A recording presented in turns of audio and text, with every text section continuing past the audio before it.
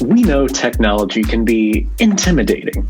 Technology is constantly changing, and as I'm sure we all know by now, change can be overwhelming. Every time you blink, there's some new gadget, app, program, or tool to learn. Trust us, we know. But that's why we're here, to offer solutions to the technology questions you've been too scared to ask. Software, hardware, wearables, robots. Each month, we'll answer any question you've got about tech. You can send us your anonymous questions at OIT's Yasmin Yahya, and Jesse Plaza will hound our in-house experts to get details. Then we'll share our expertise with you on the last Friday of each month. Let's get started. Yasmin, can you go ahead and give me our first question? Yeah. We have a question that reads, I set Zoom to record automatically every time, but they don't, and it drives me batty. And yes, I watched the videos on it and read the support articles from Zoom. Oh, you just have to start me off with one where it's a lot of potential things. So the issue with Zoom is there are a lot of variables. So whether you created a Zoom recurring meeting in Canvas if you're a faculty member, or made a separate meeting on your Zoom Pro account itself, you can kind of select that option to automatically record the meeting. That's either locally or in the cloud. So I'm assuming you know about that. If the cloud part is preferred, you get an email notification when your recording is done and ready to view and share and everything. But to make this work consistently, we're recommending that you log into Zoom through your St. Edward's account on My Hilltop before you start your meeting.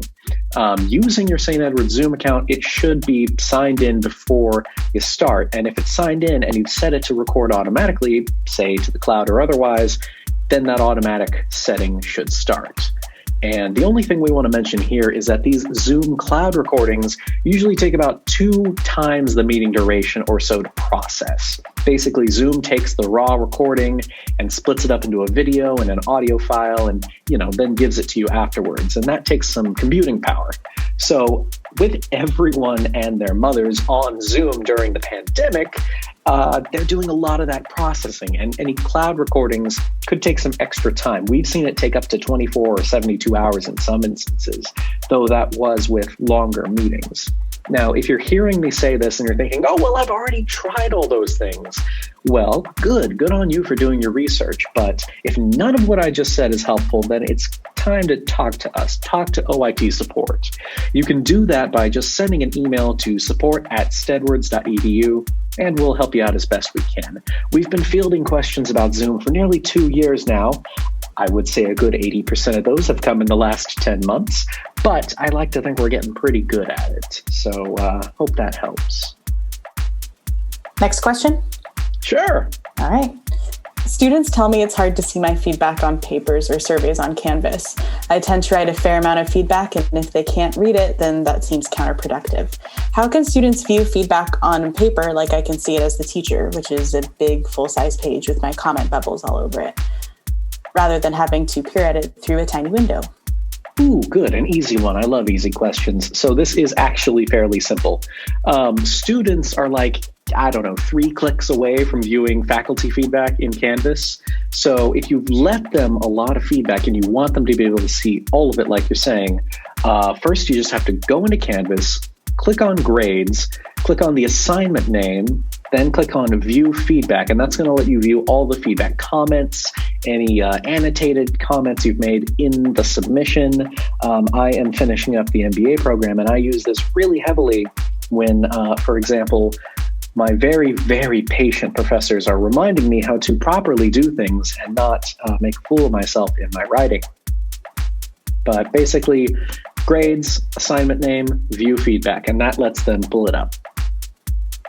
And we have a support article on this too, which you can find, at support.stedwards.edu, but we'll also link it in the blog that's connected Your one-stop shop for all supports. So, Yasmin, I've got one for you now. The question is, does Excel create rows as you scroll down? I feel like I can never find the bottom of an Excel spreadsheet. It goes on and on and on with blank rows. Is there any way to stop this function? But no. There's no way to stop this function. When you create an Excel spreadsheet, you create it. Same thing goes for Google Sheets, and it'll have that default function. But you can clean it up to delete all those rows once you're done putting in your data. So as an example, let's say you are using cells A1 through B15, or, rows A and B, columns A and B with rows 1 through 15, but you want to get rid of everything else so there's no extra noise on your document.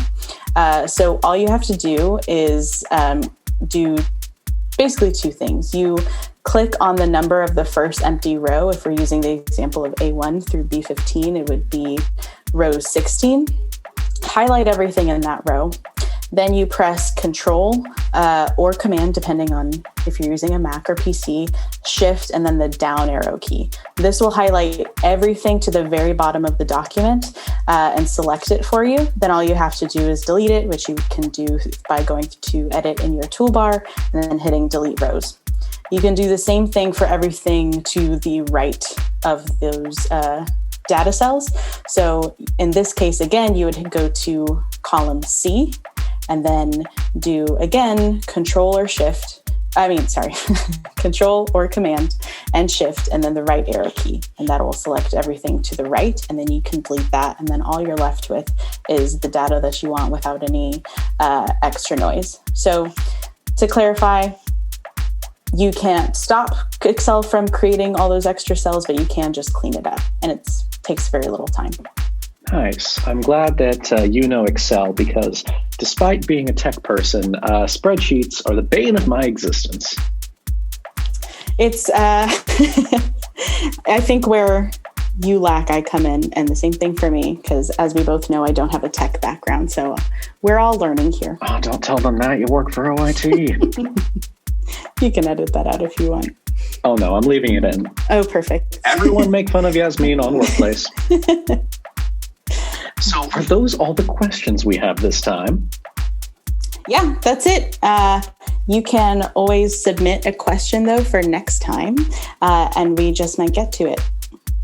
Really, realistically, we will. I know I was saying this when we were doing our last call for questions, but really, anything, robots, your personal iCloud account.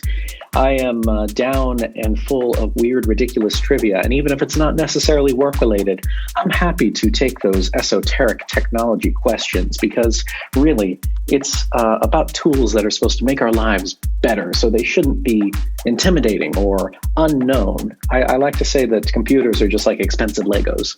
And I think that should be fun to play with. I don't know where I'm going with this. Well, I'll say that you can send me questions about Excel and Microsoft Office. I love those questions. And everything else we'll hound our experts on. Wonderful. And being that our experts are our dear colleagues, they won't be able to get away from giving us fun and detailed answers. Because not only do we know where they live, we know where they work.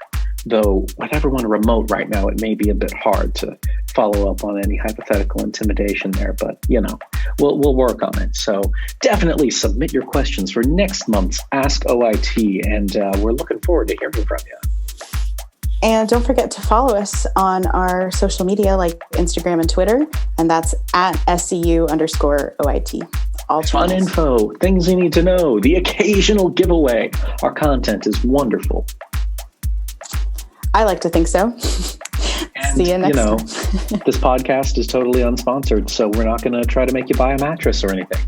If anything, we'll try to give you things. Well, see you next month. Have a good one, y'all.